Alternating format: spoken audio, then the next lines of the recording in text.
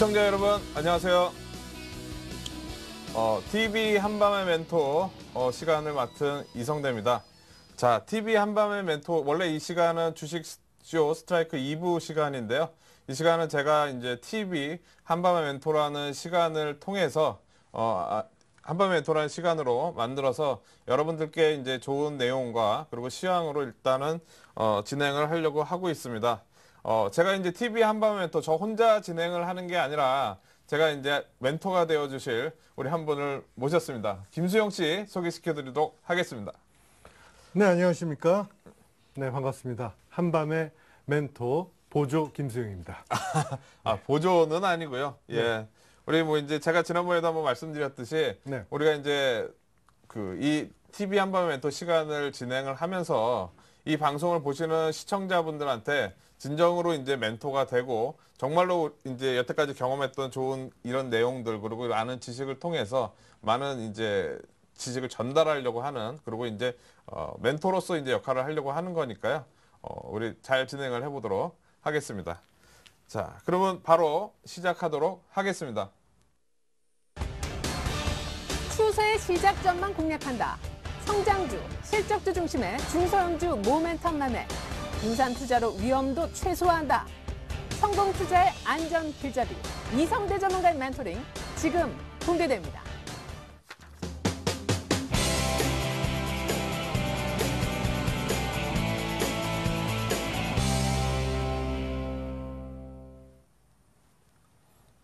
네. 김수영 씨 오늘 주식이 좀 많이 올랐잖아요. 어저께 네. 27포인트 하락하고 오늘 28포인트, 어저께보다는 1포인트 더 올라서 시작했어요. 오늘 시장 어떻게 보셨어요? 네, 오늘 시장 전차 종목들도 좋았고요. 네. 장중에 1.98%까지 상승을 했던 네, 맞습니다. 깜짝 놀랐어요. 그죠? 또 외국인 기관 쌍끌이 매수도 있었고요. 네, 맞습니다. 무슨 좋은 호재가 있었나요? 오늘 특별하게 이제 호재라기보다는 저는 이제 미국 시장이 좀 올랐던 부분 그리고 이제 글로벌 시장 자체적으로 상승 추세를 이제 확인을 하는 상황이 되다 보니까 이런 이제 기관들 그리고 이제 외국인들하고 같이 매수가 좀 들어오지 않았나 생각이 되는데요. 네. 오늘 점검을 같이 잘 한번 해보도록 하겠습니다. 그런 건 아닐까요? 어제 네. 외국인이나 기관들이 이제 회의를 끝에 네. 야, 우리가 너무 뺀 거 아니야? 그렇죠. 그랬을 네. 수도 있습니다. 왜냐면은 어저께는 진짜로 무리했거든요. 예. 글로벌 시장도 별로 빠지지도 않았는데 우리 시장만 막 그렇게 팔면서 누르니까 예. 분명히 뭔가 문제가 있었다고 본인들도 생각을 했을 겁니다. 그래서 예. 이제 좀 올려준 게 아닌가. 그래도 외국인들은 무섭습니다. 힘이 그렇죠. 워낙 강하기 때문에 예. 우리가 인정을 해야 될 수밖에 없을 것 같아요. 예. 자, 오늘 이 시간은 이렇게 진행이 됩니다. 먼저 시황 관련해서 한 20분 정도 저랑 같이 얘기를 하고요. 그리고 그 다음에 이제 한밤의 멘토 해서 저희가 이제 준비한 손실이 많은 투자자분들을 위한 시간을 저희가 준비를 했습니다. 그래서 손실이 지금 많은데 어떻게 해야 될까? 그리고 이 문제를 어떻게 해결해 나가야 될까? 이 부분에 대해서 좀 말씀을 드릴 거니까요. 이 시간 끝까지 같이 해주시면 감사하겠습니다. 자, 오늘 시장을 한번 점검을 해보도록 하겠습니다. 자, 먼저 이 프로그램 매수입니다. 오늘 어떻게 보면은 이제 기관 매수라고 하기보다는 이제 프로그램 매수가 많이 들어오면서 전체적인 시장이 올라왔는데요. 우리가 프로그램 매수라고 하면 시장에 이제 베이시스가 이제 좀 많이 벌어졌을 때 이제 매수가 들어오는, 즉 선물을 매도하고 주식을 매수하는 그런 상황이 되면서 우리가 프로그램 매수가 들어오는데 우리가 베이시스라고 그러죠. 이 선물과 현물의 차이, 이 차이가 기존에는 이제 외국인들이 선물을 워낙 많이 팔아놓다 보니까 이게 이렇게 많이 좁혀져 있었어요. 이 간격이 좁혀져 있으면서 오히려 프로그램 매도가 나오는 그런 상황이 나왔었는데 지금 외국인들이 오늘 같은 경우에는 이제 매수를 좀 해주면서 그리고 최근에 이제 늘어났던 미결제 약정, 즉 장이 이제 외국인들이 선물을 많이 팔면서 늘어났던 미결제 약정이라고 하는데요. 미결제 약정이 많이 감소를 하면서 전체적인 베이시스가 좀 넓어지면서 오늘은 프로그램 매수가 많이 들어오는 그런 날이었습니다. 즉 어떻게 보면은 이 전체적으로 뭔가 호재가 나와서 올라갔다기보다는 즉 최근에 이제 외국인들이라든가 글로벌 시장이 좋았는데도 우리는 안 움직였다가 오늘은 이제 어떻게 보면은 좀 반응을 했다. 우리가 이렇게 좀 설명을 할 수 있을 것 같습니다. 오늘 김수혁 씨 혹시 그 외국인들이 선물 그 매도했던 거 매수하는 거 장중에 혹시 보셨나요? 아니요, 그건 못 봤어요. 아, 못 보셨나요? 오늘 어떻게 보면은 이제 외국인들이 선물을 계속 매도를 해가지고 네. 매도를 해서 이제 최근에 안 좋았다가 오늘 이제 환매수를 하면서 음. 지수가 이제 급등하는 그런 모습을 나왔는데 전체적으로 이 모습을 우리가 많이 기대를 했었거든요. 그러니까 외국인들이 기존에 팔아서 이제 눌러놨던 아까 처음에 이제 말씀하셨지 너무 눌러놓은 거 아니야? 막 이렇게 했다가 오늘은 이제 한 발 물러서는 모습이 나왔는데 장중에는 정말 아주 반가웠습니다. 살짝만 샀는데도 지수가 30포인트 넘게 오르는 그런 상황도 나왔었고요. 네. 지금 어떻게 보면 시장에서는 가장 반가운 그런 소식이 아닌가 일단 이렇게 생각이 됩니다. 자, 그리고 오늘 세 번째 하락 주도 종목이라고 제가 이렇게 표시를 해놨는데요. 이게 뭐냐 하면 최근에 지수가 빠지면서 글로벌 시장은 뭐 다들 괜찮다고 그러는데 왜 우리 시장만 빠져 했는데 종목들이 하나둘씩 이렇게 빠지는 종목이 나왔습니다. 오늘 같은 경우에는 아까 전에 악재가 나오면서 은행주가 많이 빠졌었고요. 전일 같은 경우에는 뭐 하이닉스도 많이 빠졌고 현대중공업도 많이 빠졌고 그리고 현대백화점 뭐 소비 관련해서 내용이 안 좋은 그런 종목들도 많이 빠졌고요. 즉 어떻게 보면은 외국인들이 그렇게 많이씩 파는 거는 아닌데 종목별로 약간 취약점이 있는 종목들 그런 종목들을 중심으로 해서 계속 저점 라인대가 깨지면서 막 이렇게 누르다 보니까 시장 전체적으로 이거 나머지 종목들 안 빠지던 종목들도 같이 빠지는 거 아니야 이런 심리가 생각이 되면서 전체적으로 하락을 제가 주도하는 종목이라고 이렇게 표현을 해놨는데요. 최근까지는 이런 내용이 계속 있었습니다. 하락을 주도하는 종목들.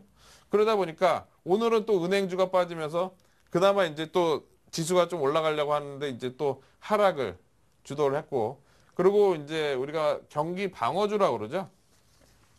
네. 통신주라든가 뭐 이런 종목들 오늘 빠지면서 그래도 이제 경기 민감주들이 올랐으니까 이쪽은 오늘 빠질 수도 있었지만 오늘 또 올라가는데 은행주 또 악재가 나오면서 이렇게 밀리니까 이 부분은 상당히 좀 시장에는 네. 안 좋았던 것 같습니다. 그 오늘 보니까 뭐 은행주들 네. CD 금리 뭐 담합 의혹 그렇죠. 뭐 이런 예, 기사가 예. 나는데 네. CD 금리 담합이 도대체 뭐예요? 그러니까 어떻게 보면은 이제 금리를 정해놓고 네. 이렇게 금리가 이제 좀 변동을 하게 되면은 어떻게 보면 그거에 맞춰서 이렇게 개인들 대출이라든가 이런 이자도 좀 줄어들게 하고 네. 이렇게 해야 되는데 골고루 이렇게 해가지고 담합을 해서 이걸 변동을 하지 않게 이렇게 해서 했다. 뭐 이런 식으로 저도 이제 그런 식으로 이제 알고 있는데 네. 그러다 보니까 오늘 은행주가 만약에 그게 이제 제대로 적발이 돼서 이제 벌금을 맞을 경우에는 아주 많이 맞을 수도 있다. 뭐 그런 내용이 나오면서 오늘 은행주가 밀렸습니다. 근데 전체적으로 시장이 좀 오를만 하면은 이런 악재들이 하나둘씩 나오는 게 참 그 개인 투자자분들한테는 좀 상당히 좀 힘든 그런 상황인 것 같습니다. 네. 우리금융이 그래도 가장 많이 떨어진 것 같아요 오늘. 네, 우리금융 뭐 아까 저도 자세하게 내용 못 봤는데 뭐 M&A 관련 내용도 약간 좀 부정적으로 내용이 나왔던 것 같고요. 네. 솔로몬하고 얘기인가요?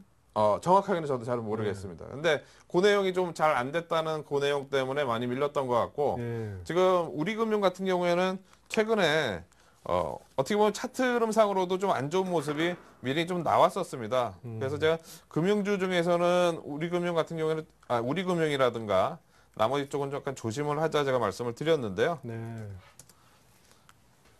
자, 희한하게도 이제 주식이 추세가 전환이 되려면 네. 항상 이렇게 쌍봉하고 쌍바닥 뭐 이렇게 추세 전환되는 신호가 나오는데요. 네. 여기 보시면은 이렇게 이제 6월 달에 이제 봉우리 하나 나왔고 그다음에 이제 봉우리가 하나 나와서 이제 밀리다 보니까 네. 오늘 안타깝게도 지수는 올라가는데 이렇게 밀리는 예. 그런 상황이 나왔었습니다.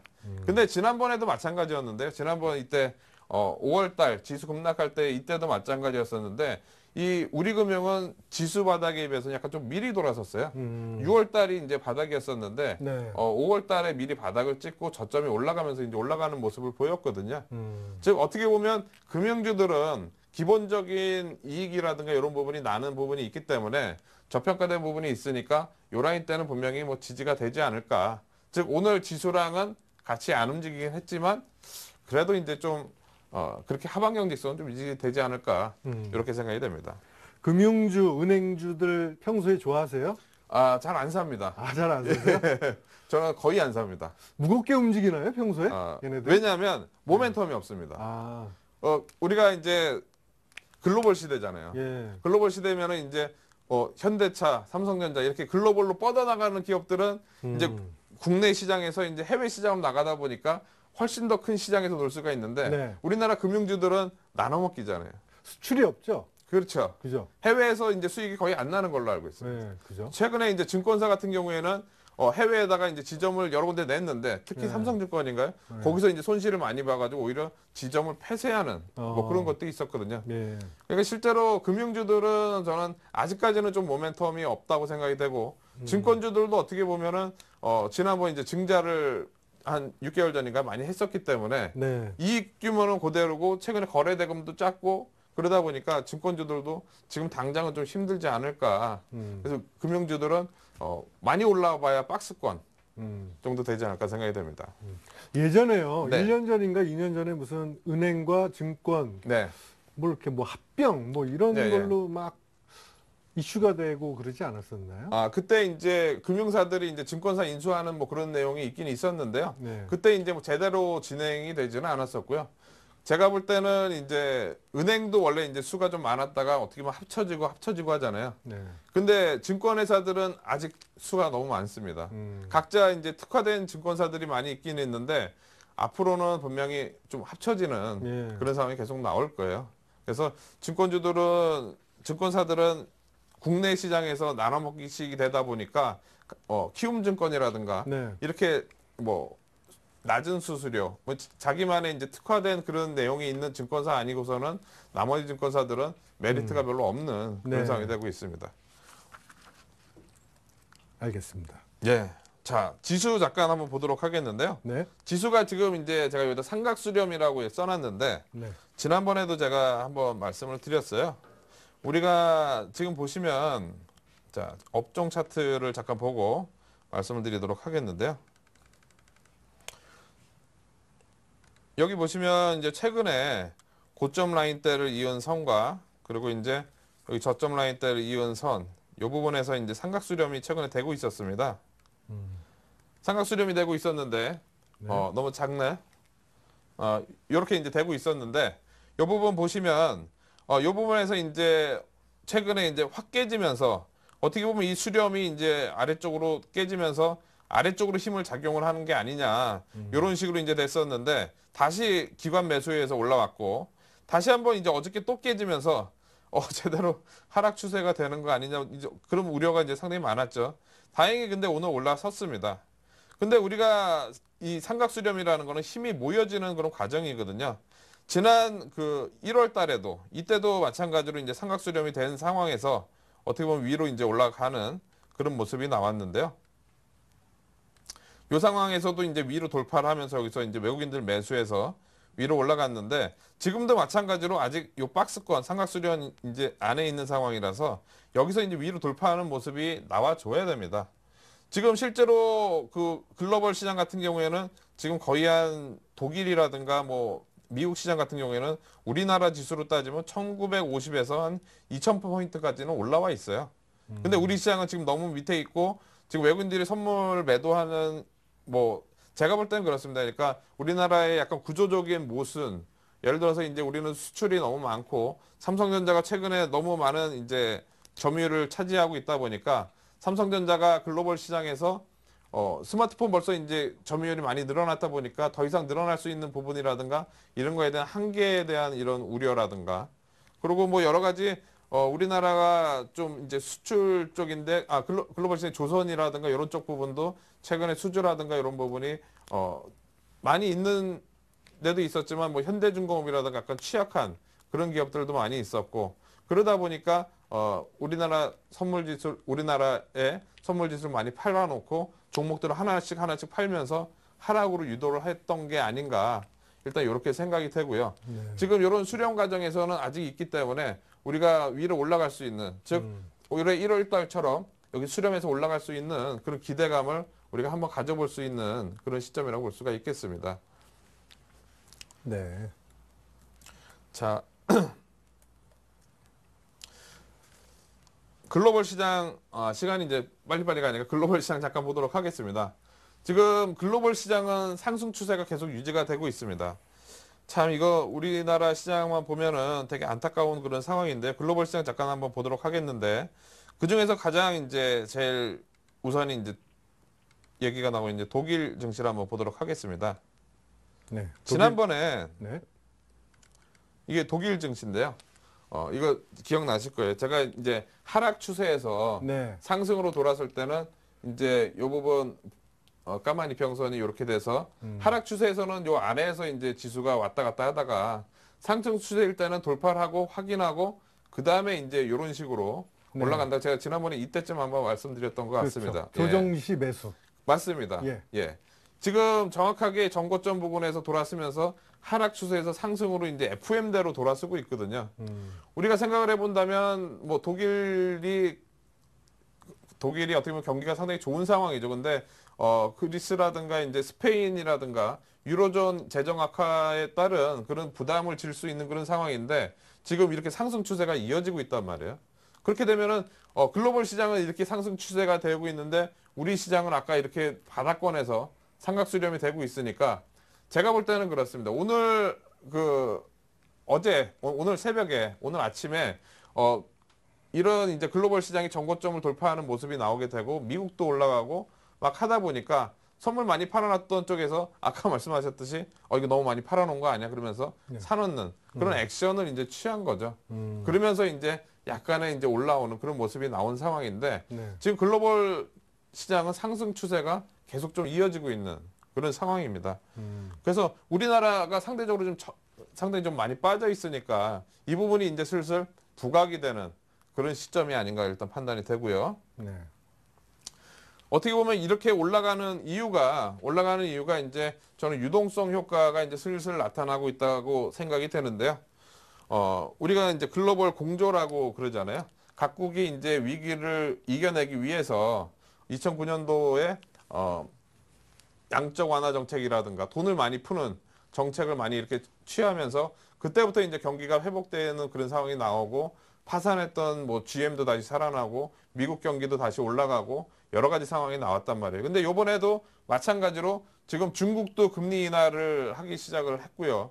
그리고 영국에서도 이제 경기 부양책에 대한 뭐 그런 내용도 나오고 있고 유럽 내에서는 어떻게 보면 경기를 유로존 재정 위기를 이겨내기 위한 해법들을 계속 내놓고 있고 이제 돈을 풀려고 하는 그런 모습을 하고 있단 말이에요. 즉 유동성은 이제 슬슬 풀리고 있는 상황이고 아직 여기다가 이제 미국이 제대로 이제 하진 않았지만 미국도 어떻게 보면 긍정적인 내용을 내놓을 수 있는 상황이 분명히 되고 있습니다.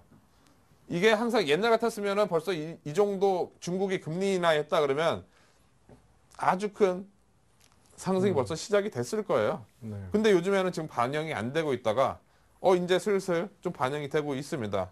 오늘 중국 증시 보니까 3일 연속 올랐는데요. 우리가 여기 보시면 중국 증시가 오늘까지 해서 이제 3일 연속 올랐습니다. 며칠 전에도 이제 3일 연속 올랐지만 다시 이제 3일 연속 오르면서 제대로 이제 추세가 전환이 되려고 하는 모습이 나오고 있는데 우리가 소위 이거를 이제 차트를 보시는 분들은 좀 아시겠지만 우리가 쐐기형이라고 그럽니다. 쐐기형이라는 거는 이제 다시 한번 그려볼게요. 쐐기형이라는 거는 네. 이렇게 이제 삼각형이 예. 아래로 이제 뾰족하게 되어 있는 거를 우리가 하락세기형이라고 그러는데 네. 이 하락세기형은 처음에는 요 공간이 이렇게 넓다가 그 다음에 점점 줄어들다가 이제 여기서 돌파를 하게 되면 보통 이제 그 다음 목표치는 여기입니다.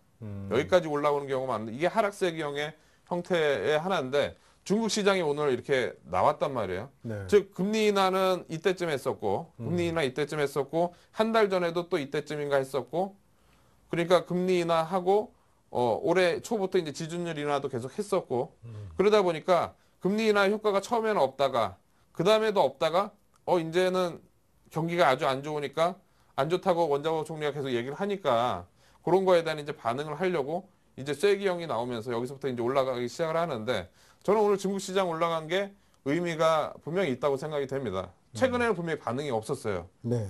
근데 오늘은 다시 이렇게 올라가는 그런 상황. 중국 시장이 오르면 네. 우리 시장에 미치는 영향도 있나요? 그렇죠. 우리는 좋은가요? 저는 좋다고 보고 있습니다. 네. 왜냐하면은 중국이 이제 수출 가장 많이 하는 데가 이제 유럽이니까 네. 유럽 시장도 분명히 이제 유럽이 올라가면서 이제 중국이 좀 돌아 올라가는 그런 효과도 있을 거고요. 네. 중국이 좋아지게 되면 바로 우리나라는 이제 중국에다 수출도 많이 하고 네. 하다 보니까 중국의 영향을 많이 받을 수밖에 없습니다. 최근에 이제 우리나라 종목들 중에서 뭐 화장품 업종, 네. 뭐 에이블 CNC라든가 네. 코스맥스? 예, 코스맥스, 한국콜마 네. 뭐 이런 종목들 주가가 상당히 좋았거든요. 네. 시장을 이제 넓은 데로 가는 거, 뭐 제닉, 뭐 이런 기업들 네. 많이 좋았는데 그거에 대한 이제 수혜를 받을 수 있는 그런 상황이 이제 그쪽 업종뿐만이 아니라 다른 업종까지 최근에 안 좋았다고 하는 뭐 기계 업종이라든가 네. 원래 이제 같이 움직이는 뭐 두산 인프라코어 뭐 이런 종목들까지도 영향을 줄 수 있는 그런 상황이라고 생각이 되고요. 그러면 지금 네. 우리는 그 중국 관련주들을 좀 관심 있게 봐야 될 시기인가요? 지금 어느 정도 저는 관심을 가져야 된다고 저는 생각을 합니다. 네. 왜냐하면 주가가 워낙 많이 빠져 있는 상황이고 그리고 중국 관련주들도 많이 빠져 있거든요. 네. 나빠서 빠졌다기보다는 물론 이제 실적도 좀 안 좋긴 했지만 나빠서 빠졌다기보다는 우려 때문에 빠진 거거든요. 근데 이제 기대감이 있는 상황이니까 지난번 같은 경우에 이제 화학주라든가 아니면 두산 인프라코어라든가 이런 종목들이 지난번 금리 인하 할 때마다 한 번씩 반짝 올랐었어요. 네. 그러다 중국이 안 올라가니까 도로 밀리고 또 올라가다 도로 밀리고 근데 이제 요번에는 제대로 돌아서는 그런 예. 모습이 저는 나오고 있다고 보여집니다. 네. 그래서 이제 중국 관련 쪽도 저는 모멘텀이 좀 될 것 같고요. 자, 그래서 제가 이제 요 부분은 제가 이제 매일 저녁 그 무방을 한밤의 멘토라는 무료 방송을 매일 저녁 10시부터 11시까지 하고 있는데 그 시간에 제가 이제 며칠 전부터 계속 말씀을 드린 거예요. 이 부분은 꼭 기억을 하셔야 됩니다. 자, 지수의 상승이 오늘 나오긴 나왔는데 이 지수 상승이 외국인에 의해서 나와야 됩니다. 그래야지 연속성이 있다고 보시면 됩니다. 최근에 보면은 지수 반등이 1800선 이하마다 기관이 막 매수해서 이렇게 올라왔잖아요. 그죠? 네. 기관이 올리면 외국인이 늘러놓고 또 올려놓으면 늘러놓고 근데 전체적으로 돌아서려면 외국인들이 위에 나와야지 우리가 연속성이 있다고 볼 수가 있습니다. 즉 만약에 요즘에 우리가 단기 매매를 했더라도 뭐 1800선 이하에 사가지고 언론 바로 팔고 하더라도 만약에 외국인들이 매수로 전환이 되어줘서 산다. 그렇게 되면 그때는 단기 매매가 아니라 가져가야 되는 거죠. 제가 예를 들어서 지난번 그 지수가 많이 하락했을 때 올해 1월 달에 요 부분이었죠. 이때도 이제 외국인들이 계속 매수를 별로 안 하다가 결정적으로 이제 외국인들이 매수를 한 시점이 이 부분입니다. 이 부분에서부터 외국인들이 매수하면서 여기서부터 이렇게 급등하는 상황이 나왔거든요. 근데 이때도 그 제가 이제 회원분들한테도 말씀드렸지만 워낙 여기서 이제 조금만 올라오면 밀리고 막 하니까 요때도 조금만 올라왔을 때 팔았던 사람들이 무지 많습니다. 여기 이 과정에서 개인들이 정말 많이 팔았습니다. 네. 그러고 나서 여기서 다 쫓아샀어요. 예. 다시. 즉 여기서 팔았는데 왜냐하면 그 전까지는 계속 먹고 팔고 조금씩 했는데 정말로 진짜 큰 거를 먹지를 못한 거죠. 즉 이 상황이 나오려면 외국인들이 이때도 매수를 하면서 여기까지 이런 상황이 나왔는데 지금도 또 거의 비슷한 상황입니다. 최근에 대부분 다 이제 목표를 1850 정도만 놓고 네. 올라오면 팔 준비를 막 하고 있단 말이에요. 근데 만약에 외국인들이 사가지고 이렇게 올라온다. 그렇게 되면은 요번에 기다려야죠.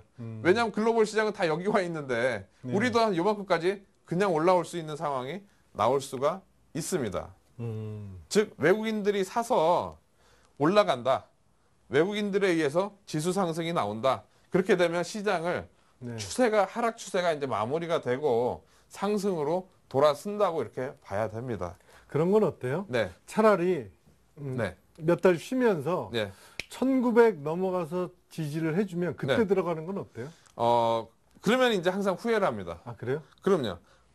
예를 들어서 이제 만약에 지금 뭐 호남석유라든가 네. 뭐 이런 종목들 20만 원대, 25만 원대 뭐 이 정도 되는데 예. 그때 1900 이상 올라가게 되면 분명히 그래도 한 27만 원, 30만 원 가 있을 거거든요. 28만 원, 30만 원.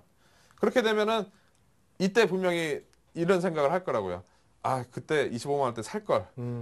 이런 생각이 있다면 벌써 이만큼 한 20% 정도 올라오게 되면 이건 또 리스크가 있는 상황이니까 예를 들어서 지수가 다시 한번 또 출렁거리게 되면은 여기서 그렇죠. 꼭대기 사서 또 물릴 수도 있는 거거든요. 네. 지금은 물론 여기서 사서 손절매 가격 놓고 대응하면은 뭐 상관은 없는데 그래도 지금은 아래쪽 리스크가 저는 적은 시점이라고 말씀을 드리고 싶어요. 지금 시점은 한 네. 무릎 밑에일까요? 지금 그렇죠. 허리 밑에 할까요? 무릎 밑에. 무릎 밑에 정도라고 저는 생각이 돼요. 무릎. 예. 다른 나라들은 벌써 지금 허리까지는 왔고요. 키가 최홍만 예. 아니니까. 그럴 수도 있죠. 이 정도 없고 네. 우리는 지금 무릎 밑에. 그러니까 우리는 메리트가 분명히 있습니다. 예. 예. 그래서 이 부분은 꼭 그 외국인들에 의해 매수가 들어오면 가져간다. 이 부분을 꼭 기억을 하셔야 되고요. 자, 그래서 투자 전략입니다. 이 삼각 수렴한 다음에 돌파하는 게 아주 중요합니다. 돌파를 하게 되면은 우리가 이제 비중을 확실하게 늘려서 가져간다, 대응을 한다 이렇게 보시면 되고 혹시 만약에 이 삼각 수렴한 다음에 하락 돌파할 수도 있습니다. 이때는 우리가 주의해야 될 거는 뭐냐면은 글로벌 시장이 하락을 협조라는지 무슨 얘기냐면 글로벌 시장이 올라오다가 다시 이렇게 꺾이는지 글로벌 시장하고 꺾이게 되면 글로벌 시장이 만약 꺾이게 되면 지금 선물 매도하고 있는 외국인들은 정말 좋아할 겁니다. 그러면서 우리나라는 얼마 올라가지도 않았는데 확 이렇게 빠지는 그런 상황이 나올 겁니다. 즉 글로벌 시장이 빠지면서 우리 시장이 빠지면 분명히 리스크 관리를 해야 되고요. 대신에 글로벌 시장이 안 빠지고 우리만 빠진다. 그럴 때는 기관 매수가 들어올 가능성이 있으니까 오히려 아까 같은 1800선 이하에서는 좀 매수했다가 위에서 매도하는 단기 전략. 요게 나을 것 같습니다. 그리고 외국인들 선물 동향을 분명히 주시를 해야 되고요. 그리고 마지막으로 제가 여기다 리듬이라고 써놨습니다. 네. 저희 회원분들하고 계속 말씀드린 리듬을 타야 된다고. 네. 요즘 장 리듬 잘 타고 계신가요? 네. 그럼 김한선 노래 있지 않아요? 리듬. 그렇죠. 뭐죠? 아주 옛날에 어떠세요? 한번 해주실래요? 리듬 속에 그거 맞죠? 아, 잘 타시는데요, 리듬? 예. 갑자기 고무장 좀 다니신 예. 것 같아요. 롤라장이나. 비밀입니다. 예, 지금은 머리가 없으니까 기억을 못 하실 수도 있어요. 예, 맞습니다. 그 리듬을 타야 됩니다. 네, 예. 리듬. 리듬 지금 시장에서는 장이 이렇게 좋을 수도 있고 아니 그 시세에 따라서 지금 외국인들이 매수로 전환되면서 급등할 수도 있고 아니면은 외국인들이 도로 이제 매수는 안 하고 있게 되면은 이게 한계가 있을 수가 있기 때문에 적당하게 팔면은 또 기다리면 또 밑에 살 수 있는 그런 기회가 되니까 네. 적당하게 리듬을 탄다는 생각으로 대응을 하시면 외국인 매수하게 되면 보유고요. 그렇지 않을 경우에는 리듬을 탄다. 요거를 기억을 해주시면 될 것 같습니다. 자, 시간이 너무 열심히 시황 얘기를 하느라고 시간이 좀 많이 지났는데요. 바로 그 다음 내용을 진행을 해보도록 하겠습니다. 자, 이 시간이 이제 TV 한밤의 멘토 시간이잖아요. 그래서 우리가 그때 처음 김수혁 씨하고 저하고 시작을 하면서 네. 성공 투자를 꿈꾸다라는 제목으로 우리가 시작을 했어요. 그래서 이 방송을 보시는 분들이 그냥 단지 종목을 뭐 사가지고 뭐 이제 좀 남고 팔고 뭐 이런 수익적인 그런 측면보다도 궁극적으로 우리가 끝까지 해서 성공 투자를 할 수 있는 그 방법에 대한 해법을 제가 제시한다고 말씀을 드렸는데요. 그래서 이제 요 제목으로 해서 오늘은 이제 두 번째 강의입니다. 원래 세 번째 강의인데 첫날은 오프닝이었고 오늘은 두 번째 강의. 손실이 많은 투자자들을 위한 시간으로 우리가 마련을 했습니다. 즉 역전을 꿈꾸다. 김수혁 씨는 네. 역전을 해본 적이 많이 있으신가요? 역전 저도 그 연예인 야구단에서 야구하면서 역전 아, 예. 그런 야구로 역전도 해보고요. 예. 주식 투자로 초기에 많이 실패를 했지만 예. 지금은 뭐 역전은 아니지만 네. 역전을 꿈꾸고 있죠. 맞습니다.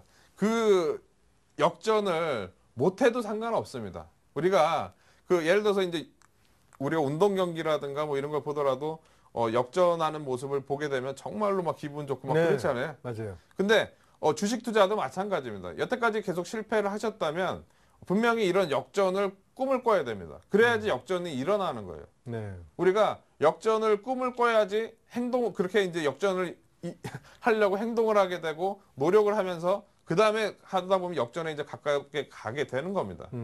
이런 이제 역전을 분명히 꿈을 꾸셔야지 여태까지 이제 손실이 많으셨지만 분명히 그거를 이겨내실 수가 있습니다. 네. 야구로 치면요. 네. 저희는 지금 이제 한 3회예요. 맞습니다. 9회까지 많이 남았어요. 그럼요. 예. 예. 지금 뭐 아직 많이 남았죠. 네. 우리 요즘에는 주식 투자하는 그 연령대가 계속 늘어나고 있기 때문에 앞으로 뭐 한 3, 40년, 4, 50년 이렇게 하시는 분들도 아주 많을 겁니다. 그러니까 너무 실망하지 마시고 오늘 손실이 많은 투자자분들 이 시간 잘 들어보시기 바랍니다. 4, 50년. 그럼 전 몇 살까지 살아야 몇 살까지 살까요, 제가? 그러게요. 4, 50년. 예. 오래 사네요. 예. 그거까지 이제 주식 투자하십시오. 네, 예. 알겠습니다. 자, 제가 이 부분을 써놨습니다. 뭐냐면 그 인생에 있어서 위기라고 그러잖아요. 그죠? 위기, 누구나 다 겪는 위기가 있습니다. 저도 이 위기가 정말 많았고요. 김수혁 씨도 혹시 위기가 있으셨나요? 늘 위기죠. 예. 예. 요즘 너무 어려워요. 아, 그런가요? 네. 예. 근데 그 위기가 있을 때 항상 대응을 잘 해야 됩니다. 무슨 얘기냐면 네. 위기를 우리가 열심히 이제 잘 이기려고 노력을 하면 네. 이게 위기가 위기를 통해서 네. 내 인생이 결정적으로 성공하게 된 그런 계기가 될 수가 있고요. 음. 반대로 이 위기가 왔는데 내가 완전히 포기해버리고 있다. 이렇게 하게 되면 내 인생이 망가지는 결정적인 계기가 됩니다. 네. 즉 지금 제가 뭐 예를 들어서 이제 지금 투자하시는 분들이 손실이 많이 나 있는데 여기서 내가 이거를 이겨내려고 적극적으로 노력을 하고 매일 공부도 하고 뭔가 이겨내려고 대안을 찾으려고 막 이렇게 해야지 그게 이제 내가 앞으로 성공할 수 있는 저로의 계기가 되는 거지. 내가 지금 손실이 나 있다고 그냥 위축돼 있고 시세는 아예 쳐다보지도 않고 그 보통 이제 많이 빠져 있으면 계좌 열어보지도 않는 분들 많이 계세요. 근데 그럴 때일수록 더 적극적으로 대응을 해야 되는 겁니다. 예를 들어서 네. 이게 2008년도인데요. 2008년도 금융위기 때 지수가 2000포인트에서 1000포인트가 깨지는 요 상황이 나오면서 이 과정에서 분명히 주식 투자를 한 분들 중에서 누구는 이 위기 때 생바닥에다 정말 팔고 다시는 주식 안 쳐다봐 이러신 분들 분명히 있었을 거고요. 네. 그 위기를 안고 그 위기가 이제 실패가 돼가지고 다시는 주식 투자 못 하신 분들 있을 거고 이 위기를 이겨내서 끝까지 이제 포기하지 않고 안 산 사람들은 이때는 대부분 다 먹었습니다. 뭐 한 기본이 뭐 대여섯 배 정도는 종목별로도 그렇게 나왔으니까 들고만 있어도 이 정도 나왔으니까 누구나 다 먹었단 말이에요. 그러면 이런 위기를 누가 이제 이게 위기가 누구한테는 인생의 최대 정말로 위기라서 완전히 내가 망가지는 그런 계기가 되고 누구한테는 내 인생 최대의 기회가 되고 이게 두 가지가 같이 있는 거거든요. 그러니까 지금 손실이 많다고 그러셔가지고 너무 포기하면 안 된다. 이렇게 제가 먼저 좀 말씀을 드리고 싶어요. 자, 주식 손실이 많이 나셨으면 기본적으로 아까 말씀드렸던 의지가 있어야 됩니다. 무슨 얘기냐면 내가 이거를 복구하겠다. 손실이 날 수 있어요. 주식 투자하면 누구나 다 손실이 날 수 있습니다. 근데 내가 복구하려고 하는 의지가 있느냐? 이 부분이 되게 중요합니다. 그냥 방치해 놓느냐? 의지가 있느냐? 이거는 나중에 결과에 따라서 운이 좋아서 이제 지수가 올라서 복구를 할 수도 있겠지만 운이 좋아서 복구한 사람들은 나중에 출렁거리게 되면 언젠가는 도로 다 깨집니다. 근데 내가 의지를 갖고 이걸 경험 삼아 가지고 뭔가 하려고 하시는 분들은 분명히 복구를 합니다. 그리고 많은 노력을 해야 돼요. 그리고 노림수를 가지고 있어야 됩니다. 무슨 얘기냐면 내가 지금은 힘들지만 어떤 상황이 되면 내가 한번 주식을 베팅을 하겠다. 아니면 내가 어떻게 하겠다 이런 생각을 분명히 갖고 있어야 됩니다. 그래야지 손실을 회복을 할 수가 있는 거지 그렇지 않을 경우에는 아무 결과가 없습니다.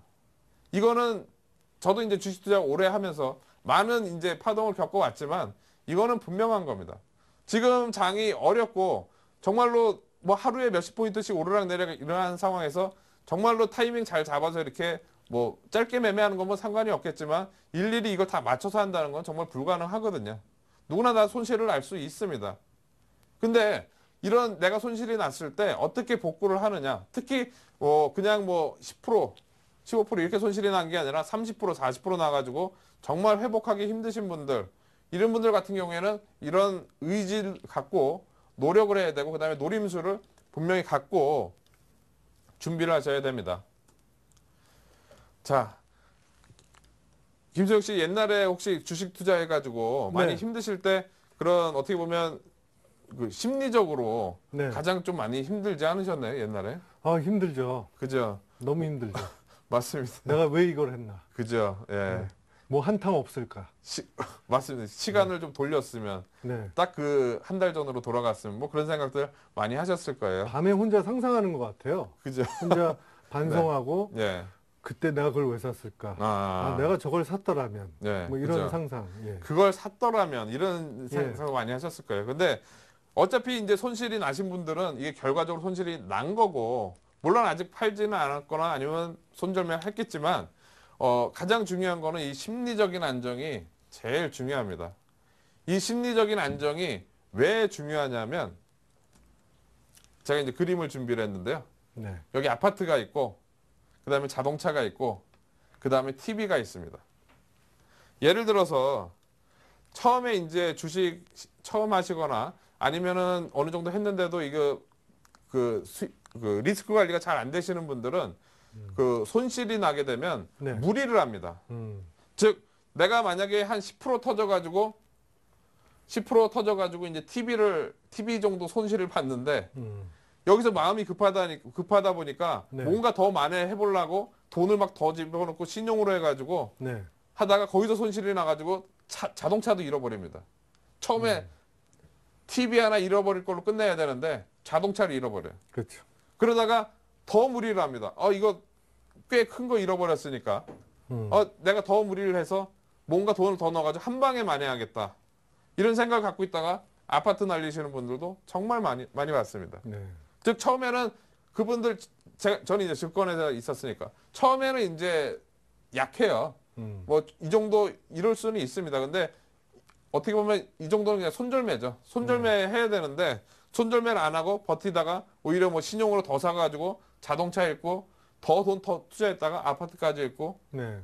이 심리적으로 불안하게 되면은 내가 액션을 이렇게 취하게 됩니다. 심리적으로 안정이 돼 있으면은 그냥 손절을 하고 다음 종목 사가지고 뭐 이렇게 하든가 하는데 심리적으로 불안할 경우에는 악수를 두게 돼 있어요. 그러면서 내가 왜 그랬지? 내가 왜 그랬지? 그런 상황이 분명히 나옵니다. 저는 그런 사람도 봤어요. 좀 예.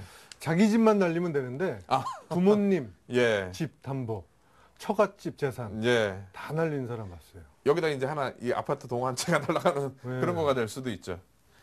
어떻게 보면은 이게 처음에 이제 손실을 치는 그런 연습을 해야 되는데 그게 안 됐기 때문에 심리적으로 불안하니까 이건 모든 거는 심리적으로 불안하기 때문에 일어나는 겁니다. 네. 그래서 이 심리적으로 안정할 수 있는 방법을 제가 세 가지로 해법을 드릴게요. 이 세 가지만 하면은 해결이 됩니다. 네. 대화가 필요합니다. 계좌하고요? 계좌하고 대화가 아니라 네. 나를 둘러싼 내가 내가 이거를 손실을 봄으로 해서 내가 미안한 사람들 아니면 내가 나를 원래 이제 계좌가 손실이 나게 되면 내가 손실이 난 건 손실이 난 거지만 주변에다 얘기를 못해서 더 불안하거든요. 네. 그죠? 집에서 알까봐 그렇죠. 누가 알까봐 부부간에도 네. 얘기 안 하더라고요. 안 하는 사람들 많이 있습니다. 예. 그러다 보니까 이 대화가 이제 단절이 되는 거죠. 네. 기본적으로 이 대화가 중요한 게 내가 이제 손실이 났어도 이것 때문에 이제 같이 이제 고생해야 될 이제 가족들도 있긴 하겠지만 가족들한테 항상 얘기를 해야 됩니다. 그래야지 가족이 뭡니까? 같이 이겨내려고 이렇게 하는 거잖아요. 그렇죠. 그죠? 네. 뭐 너무 많이 터져가지고 쫓겨나면 안 되겠지만 네. 그래도 가족은 같이 이겨내려고 하는 거기 때문에 대화를 해야 됩니다. 네. 대화를 해서 분명히 풀어야 돼요. 그러면 가족들이 알게 되면 내가 마음이 편합니다. 맞아요. 그러면 그때부터 오히려 미안해서라도 더 열심히 하고 막 그런 상황이 된단 말이에요. 근데 대화가 없으면 대화가 없이 내가 혼자 하려고 하다 보면 심리적으로 더 불안하게 되고 그러면서 악수를 두게 되고 자동차 날리고 아파트 날리고 그런 상황이 나오는 겁니다. 또 무리한 못된 생각, 그럼요. 자기 목숨을 끊는. 맞습니다. 그런 네. 생각하시는 분들도 아주 많을 거예요. 네. 그렇기 때문에 이거는 정말 중요한 겁니다. 이 대화를 꼭 하셔야 돼요. 이게 그냥 제가 뭐 이런 내용을 여기서 얘기하나 뭐 이렇게 생각하실 수도 있는데 이 손실이 많이 나신 분들은 분명히 대화가 필요합니다. 누구한테라도 털어놔야 되고 이거를 해결할 수 있도록 같이 노력을 해야 됩니다. 그러니까 그 천주교에서 보면 네. 신부님에게 고해성사라고 하잖아요. 아, 예, 네. 그러면 그동안에 아내 몰래, 남편 네. 몰래 했던 거를 어느 네. 날 딱 붙잡고 여보, 예. 나 마이너스 80%야. 예. 이런 걸 고백하는 게 속 편하죠? 그럼요. 그죠? 그러면 이제 집에라도 이제 편하게 들어가겠죠. 그죠? 예. 이 대화가 그러면 이제 내가 돈이 그 당시 80% 만에 손실이다 그랬으면 이제 20%가 남았어도 이걸로 만회를 하지 못하겠지만 나중에 다시 기회를 잡아서 분명히 만회할 수 있는 네. 그런 이제 심리적으로 안정이 되는 그런 상황이 됩니다. 근데 대화를 못 하다 보면 가족들은 아까도 가족들은 모르는데 갑자기 뭐 이렇게 그렇죠. 안 좋은 생각 하시는 분들도 분명히 네. 있단 말이에요. 대화 정말 중요합니다. 자, 두 번째로는 현금화입니다. 바로 현금화. 예. 내가 불안하다. 뭐 한 10%, 20% 빠졌는데 안 되겠다. 만약에 30%, 40% 빠졌는데도 안 되겠다. 그러면 바로 현금화해도 괜찮습니다. 그냥 왜냐하면 이 현금화라는 게 그냥 현금화가 아니라 내 돈을 다 잃는다. 뭐 물론 신용을 너무 많이 써가지고 뭐 거의 팔면 아무것도 안 남는다. 이런 분들도 분명히 있을 거예요. 근데 제가 볼 때는 현금화 하실 수 있는 분들은 분명히 현금화를 해야 됩니다. 네. 왜냐하면은 주식이라는 거는 현금화를 하게 되면 그 다음 기회가 있다는 거거든요. 현금이 내가 손실을 인정한다는 게 아니라 이거를 인정을 하지만 그 다음 기회를 노리겠다. 이런 뜻입니다. 이렇게 현금화를 하게 되면 일단 심리적으로 안정이 됩니다. 그리고 내가 의지를 갖고 있어야 되고요. 그리고 마지막으로 만회의 계획을 갖고 있으면은 어느 정도 심리적으로 좀 안정이 됩니다.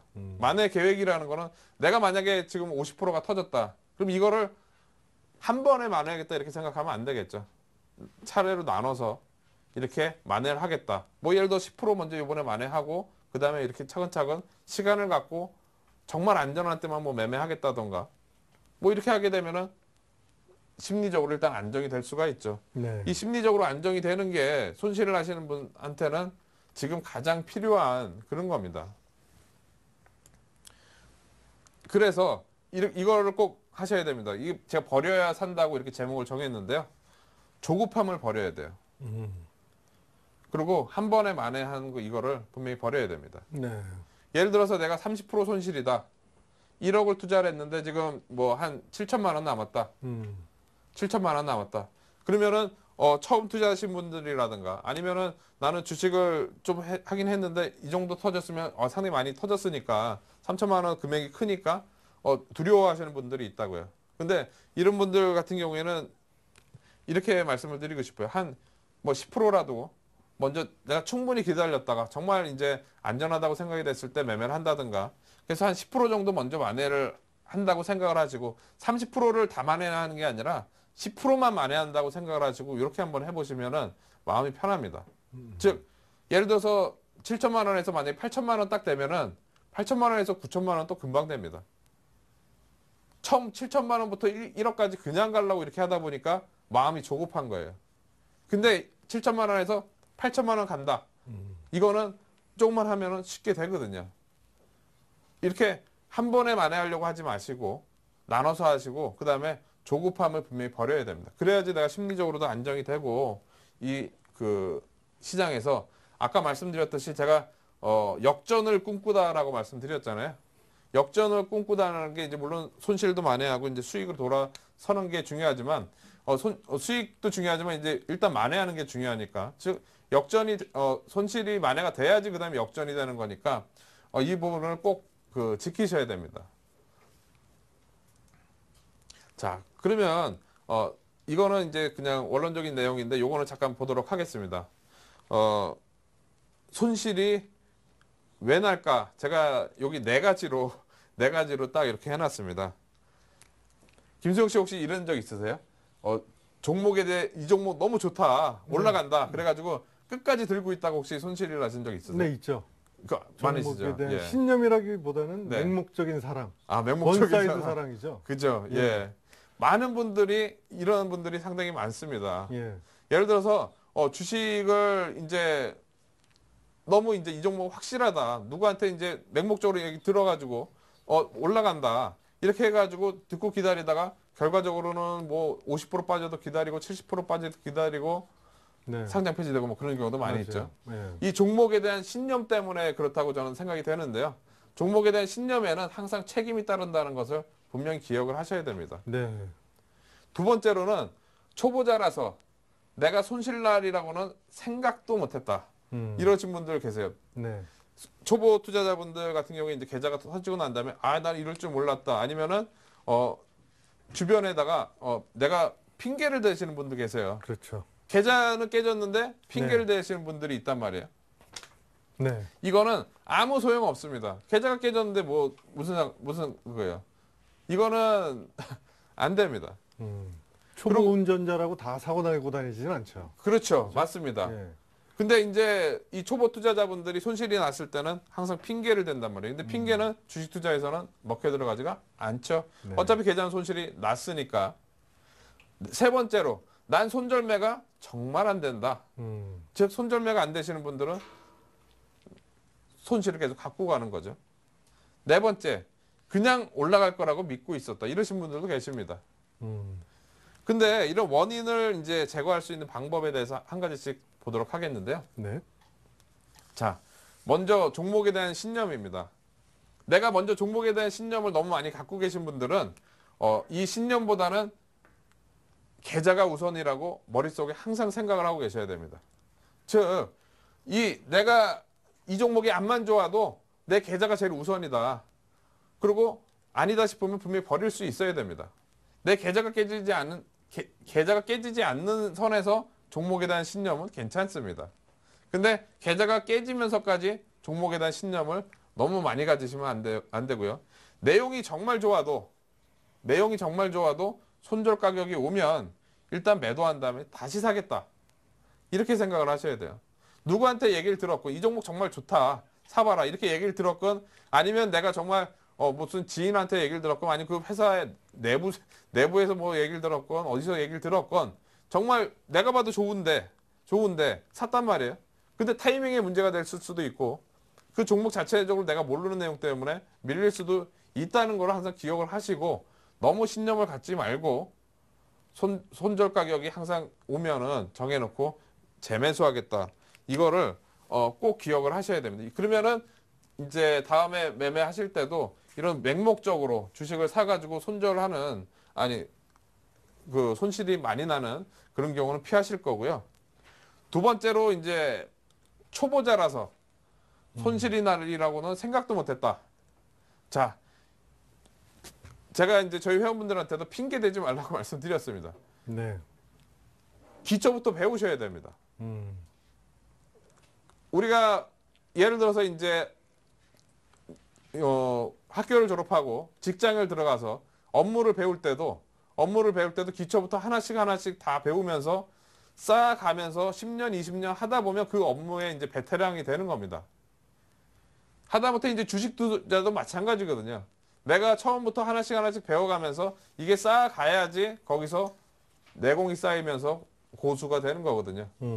근데 처음부터 나는 그냥 핑계만 대고 있으면 내가 지금 하는 이 투자에 있어서는 나는 절대 고수가 될 수가 없습니다. 즉 수익을 낼 수가 없어요. 운이 좋게 한번 먹을 수 있어도 결과적으로 물려가지고 또 이런 상황이 나오게 됩니다. 초보자라고 핑계 대시면 안 되고요. 분명히 기초부터 배워야겠다. 이렇게 생각을 하셔야 되고 혼자서 일어서겠다고 생각하셔야 됩니다. 즉 물론 주변의 도움을 받아서 할 수도 있지만 이거는 의지를 아까 말씀드리는 겁니다. 내가 의지를 갖고 있어야지 이게 되는 거고요. 그렇게 해서 초보 투자자분들이 하나씩 하나씩 배워나가면서 하는 이거는 경험은 최고의 앞으로 여러분들한테 돈을 벌어줄 수 있는 자산이 될 겁니다.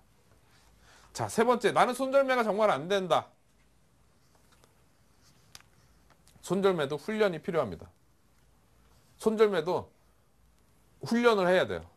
뭐 예를 들어서 이제 나는 뭐 내가 어느 라인 때가 깨지면 손절하겠다 이렇게 딱 정해놨으면 손절을 해야 됩니다. 손절을 정말 안 되는 거는 손절을 안 해봤기 때문에 못하는 겁니다. 손절을 안 해봤으니까 못하는 거지 손절을 하다 보면은 쉽게 됩니다. 예를 들어서 금액을 작게 매매를 한 번씩 해보시면서 손절매를 연습하시던가 아니면 모의 투자를 통해서 요즘에 모의 투자도 아주 잘 돼 있습니다. 증권사별로 모의 투자 아주 잘 돼 있습니다. 금액 사이버머니 받아가지고 실제처럼 이렇게 매매할 수가 있거든요. 그러면서 손절매를 해봐야 돼요. 아니면은 요즘에 스탑로스 주문도 많이 있습니다. 이런 걸 활용을 해도 되고 그리고 아니면 아예 비싸게 사지 않도록 하든가요. 비싸게 산다는 거는 막 올라가게 되면 쫓아서 하는 내동매매라든가 이런 걸 피하게 되면은 그래도 싸게 삽니다.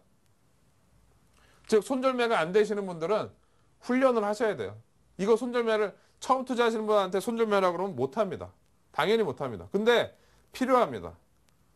분명 지금 현재 손실이 많이 나신 이유가 손절매를 안 하셔서 그렇게 되신 거니까 누가 암만 좋다고 얘기하건 아니면 손절매가 이제 필요 없다고 얘기를 하건 내가 손절매 원칙을 정하고 나서 이건 내 계좌니까 앞으로는 내가 내 계좌니까 내 계좌가 깨지는 거잖아요. 분명히 훈련을 하셔야 돼요. 손절매는 우리가 뭐 이제 축구에서 뭐 페널티킥 차가지고 연습 많이 하듯이 이것도 마찬가지로 연습을 하는 겁니다. 그러면은 쉽게 나갑니다. 그 다음번에 손절매가. 그러고 나서 그 다음 종목도 다 하고 이건 그 다음에 올라가든지 말든지. 제가 오늘 보니까 지난번에 예림당 추천했다가 손절했는데 예. 예림당이 무지 많이 올랐더라고요. 맞아요. 예. 그래서 안 아깝습니다. 왜냐면 그냥 원칙대로 손절매 했기 때문에 예. 뭐 다른 종목 사서 남았으니까. 일단은 손절매를 하면 계좌가 손실이 나는 걸 막는다는 거 알고 계신데 이거를 잘 못하시는 분들은 연습을 꼭 하셔야 됩니다. 네. 자, 제가 그래서 지금 현실 해법이라고 이렇게 해놨는데 무슨 얘기냐면 지금 이 방송이 그 손실이 많이 나신 분들을 위한 그런 방송이잖아요. 그분들을 위해서 현실적인 해법을 제가 5가지를 준비를 했습니다. 이거 말고는 없어요. 제가 생각하기에 다른 분들이 뭐 생각하시는 거 있을 수도 있지만 네. 첫 번째, 내가 만약에 손실이 났다. 그냥 손절매 합니다. 이런 방법이 있을 거고요. 아니면은 물 타서 기다린다. 뭐 현금을 좀 더 마련을 해가지고 이 종목을 만회하기 위해서 물 타서 기다린다. 아니면은 나는 손실 나서는 절대 안 팔아. 무조건 기다린다. 이런 분들도 이렇게 기다리셔도 됩니다. 네. 아니면 일부 팔아서 다른 종목으로 만회한다. 일부 판다는 거는 현금이 지금 당장 없는데 주식이 다 묶여 있으니까 일부 손절매를 해가지고 그 종목으로 다른 종목으로 만회를 하거나 아니면 트레이딩을 한다. 트레이딩이 뭐냐면은 팔고 다시 싸게 사놓고 예를 들어서 우리가 이제 10%를 싸게 사면은 10%를 싸게 사면은 그 다음에는 이제 11% 정도가 이제 예를 들어 1000주를 만원에 만약에 만원에 팔아서 9,000원에 다시 샀다 그러면은 1,100주 정도 되죠. 그죠? 그리고 20% 만약에 만원에 팔아가지고 8,000원에 다시 샀다. 그럼 1,250주가 됩니다. 즉 여기서 다시 본전 오게 되면 벌써 25% 이익이에요. 즉 팔고 전체적으로 장이 안 좋을 것 같다. 근데 내가 이걸 손절매를 도저히 못하겠다. 그러면 트레이딩을 하는 겁니다. 팔고 다시 사는다고 생각하고 팔면은 쉽게 손이 나가거든요. 예를 들어서 그러니까 제가 여기서 권해드리고 싶은 거는 뭐냐면 지금 손실이 많이 나신 분들한테 권해드리고 싶은 건 뭐냐면 만약에 내가 한 25%에서 30% 정도까지 30%까지도 손실이 나신 분들은 그냥 손절매라고 하라고 말씀드리고 싶어요. 즉 너무 크게 손실 나신 분들은 다른 방법이지만 30% 이내로 손실 나신 분들은 손절매 하세요 그냥. 그리고 다시 만회할 수 있습니다. 70% 정도면은 그 다음 만회할 수가 있습니다. 아까 말씀드렸듯이 70% 가지고 한 번에 100% 만회하는 게 아니라 70%로 한 10%, 15% 한 번에 만회해서 80몇 프로까지 올라오게 되면 그 다음에 여기서 100%는 그냥 갑니다. 왜냐하면 70% 손실까지 받다가 80%로 올라오게 되면 마음의 안정이 되거든요. 심리적으로 안정이 되면 그 다음 매매는 너무 쉽게 됩니다. 그러니까 한 30% 손실까지는 그냥 손절매 하세요. 아니면 저는 물 타서 기다리는 건 반대입니다. 이 방법은 반대. 마냥 기다리는 것도 반대고요. 제가 권해드리고 싶은 건 그냥 손절매 하거나 아니면 일부 팔아서 다른 종목으로 만회를 하거나 즉 저는 이 방법도 아주 권해드립니다. 무슨 얘기냐면 만약에 30% 손실인데 절반 팔으면 이제 15% 손실 정도는 이 손실을 확정을 하는 거잖아요. 그죠? 손실을 확정을 하고 만약에 절반만 팔았으면 30% 손실인데 절반 팔았으면 15% 손실이니까 이거는 확정이고 15% 손실은 안고 간단 말이에요. 그러면은 나머지 현금 가지고 시장에 이제 대응하면서 다시 만회할 수 있도록 액션을 이게 취하는 거. 이게 저는 아주 권해드리고 싶은 방법입니다. 내가 지금 대응 방법이 없다고 나 물려서 이렇게 있지 말고 일부라도 팔아가지고 다른 종목으로 만회할 수 있도록 하셔야 됩니다. 아니면 저는 요 트레이딩 하는 방법도 권해드리고 싶어요. 즉 내가 손실이 많이 났다고 해서 가만히 있는 게 아니라 이런 제가 현실적인 해법을 말씀드리는 겁니다. 내가 만약에 손절매 해도 그 다음에 방법이 없다. 아까 말씀드렸듯이 공부하셔야 됩니다. 대응하려고 노력하셔야 되고 뭔가 준비하셔가지고 만회하려고 노력하시면 분명히 만회가 됩니다. 의지를 갖고 있으면 만회가 되는데 이런 의지 없이 내가 액션도 없이 그냥 고스란히 갖고 있다가 50% 터지고 70% 터지고 이런 종목들 무지 많습니다. 제가 며칠 전에 보니까 작년 대비해서 작년에 매출액이 3천억이었는데 올해 1분기 때 매출액이 200억밖에 안 나온 종목이 있더라고요. 그럼 올해 1분기 때 200억이면은 1년 해봐야 800억이면 작년 3천억이었는데 800억이면 당연히 주가는 막 이렇게 내려와 있겠죠. 그죠? 네. 그 기업이 다시 이렇게 올라가려면 매출이 그렇게 늘어야 되는데 그 기업 자체적으로 분명히 뭔가 문제가 있기 때문에 거기까지 간 거거든요. 한번 기업이 그렇게 작아지게 되면 다시 회복하기는 아주 힘듭니다. 근데 그 종목을 가지고 손절매 안 하고 기다린다? 제가 볼 때는 빨리 매도를 해서 다른 종목으로 보는 게 저는 낫다고 생각이 되고요. 자, 그리고 마지막으로 이제 현실적인 해법 두 번째입니다. 예. 어떤 종목에 물렸느냐, 네, 어떤 종목에 물렸느냐에 따라 다릅니다. 자, 첫 번째 우량주인데 업황이 안 좋은 경우. 이런 경우에는 어떻게 보면 전체적인 글로벌 업황의 경기라든가 이거 봐서 경기 사이클이 지금 워낙 바닥이기 때문에 지금은 이제 좀 돌아설 가능성이 있다. 그럴 때는 뭐 좀 기다려도 괜찮겠죠.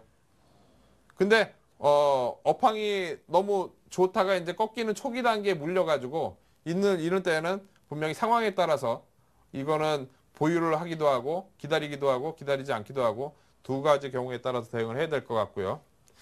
두 번째로 실적주의인데 고평가인 경우. 즉 어느 정도 실적이 이제 많이 나왔는데 더 이상 커질 데가 없어요. 그럴 경우에 주가가 꺾이는 경우가 많습니다. 벌써 시장에도 반영이 많이 됐겠죠. 이럴 때는 바로 정리를 하셔야 됩니다. 즉 이럴 때는 정리 그리고 기대감만 있는 경우 저는 이 경우도 싫어합니다. 정리, 손절매. 내가 가지고 있는 종목이 실적주의거나 고평가일 때는 정리하셔야 되고요. 그리고 기대감만 있는 경우에도 전 정리를 해야 되고 다 좋은데 만약에 수급 때문에 이렇게 많이 밀려 있다. 이 회사 내용 좋은데 수급 때문에 밀려 있다. 이런 경우에는 저는 기다리셔도 괜찮습니다. 이런 경우에는 기다리셔도 괜찮고. 그리고 좀 전에 말씀드렸듯이 매출이 막 아주 급락하는 경우. 내가 가지고 있던 기업의 사업이 사양산업이 되는 경우. 이런 경우에는 바로 정리를 해야죠. 바로 인정을 해야 됩니다. 뭐 휴대폰 키패드 옛날에는 만드는 회사들 많이 올랐지만 네. 안 쓰잖아요. 키패드. 그죠? 뭐 예를 들어서 그런 거. 지금 삐삐 없어졌죠? 그럼요. 그런데 투자하면 예, 그렇죠. 네. 그런 거랑 똑같은 건데 모르고 옛날만 생각해서 옛날에 그랬는데 하고 기다리시는 분들 분명히 있기 때문이죠. 부실 경우에 주인 게 바로 정리를 해야 됩니다. 네. 자, 그래서 제가 오늘 이제 손실이 많은 투자자분들을 위해서 이제 좀 준비를 내용을 해서 말씀을 드렸는데요. 다음 주에는 초보 투자자분들을 위한 밤을 준비를 했습니다. 그래서 초보 투자자분들이 안전하게 시장에 주식 시장에 입문할 수 있는 안전한 출발을 꿈꾸다. 이 부분에 대해서 다음 주 수요일입니다. 오늘은 이제 목요일인데 다음 주 수요일 날 하도록 하겠습니다. 네. 이성대 전문가의 강의는 귀에 정말 쏙쏙 잘 들어오는 것 같습니다. 네, 다음 코너는요. 여러분들의 종목 상담을 해드리는 시간입니다. 네, 문자와 전화 두 가지 방법이 있습니다. 참여 방법 알려드리겠습니다. 전화 상담은요. 서울지역번호 02-3153-2631로 전화를 주시고요. 문자 상담은 013-3366-0110으로 문자를 보내주시기 바랍니다. 잠시 후에 다시 찾아뵙겠습니다.